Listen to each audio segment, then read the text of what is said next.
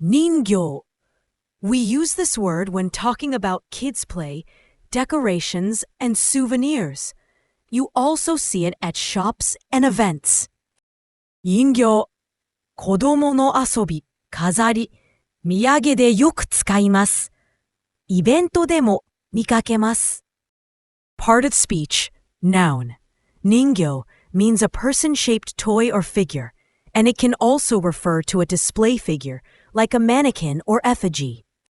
人の形を真似たおもちゃや小さな像のことです。店で服を見せるための立っている模型にも使います。The first kanji means person. You see it in jinko for population and in ningen for human being. It often points to people or humanity.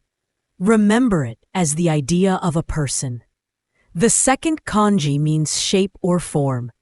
It appears in katachi, meaning shape, and in keishiki, meaning format or style.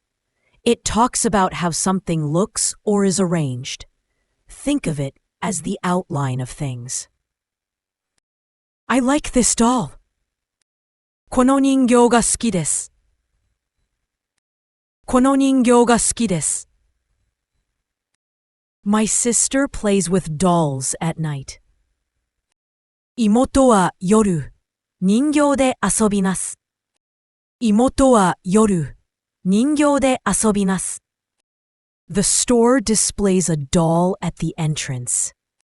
その店は入り口に人形を飾っています。その店は入り口に人形を飾っています。I made a wooden doll. 僕は木の人形を作りました。僕は木の人形を作りました。The most common synonyms of the word are ぬいぐるみ and mannequin. ぬいぐるみ is a soft stuffed toy, so it overlaps when the object is a toy.